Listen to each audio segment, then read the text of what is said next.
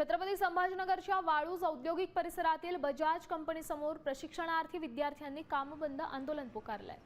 3 वर्षांचं प्रशिक्षण पूर्ण होऊनही डिग्री न मिळाल्याचा आरोप करत हजारो विद्यार्थी रस्त्यावर उतरले। योग्य मोबदला आणि इतर प्रलंबित मागण्यांसाठी त्यांचं हे आंदोलन सुरू आहे। त्यामुळे परिसरातील वाहतुकीवर परिणाम होण्याची शक्यता वर्तवली जाते। शिक्षण पूर्ण होऊनही डिग्री मिळाली नाही असा या विद्यार्थ्यांचा आरोप आहे।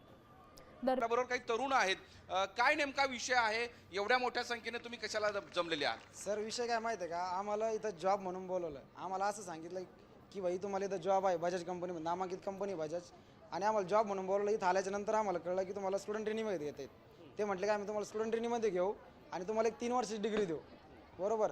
एक BSc मेकॅट्रॉनिक्स म्हणून डिग्री आहे। जैन युनिव्हर्सिटीमध्ये आमचं ॲडमिशन घेतलं की तुम्हाला 3 वर्षामध्ये एक डिग्री भेटेल, आणि आमच्याकडून असं लिहून सुद्धा घेतलं की तुम्ही बाहेर कुठंच ॲडमिशन करू शकत नाही।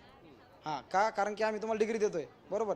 पोरांनी इथं काम केलं, त्यांचे 3-3 वर्ष इथं घातले, काहीचे 2 वर्ष झाले, काहीचे 3 वर्ष झाले, आणि त्याच्यानंतर हे काय सांगताय की आमची युनिव्हर्सिटी आहे ना, हे म्हणजे काही डॉक्युमेंट इश्यू आहे, काही आहे की तुमचं ॲडमिशन डिग्री देत नाहीत। यासोबत दुसरा मुद्दा काय?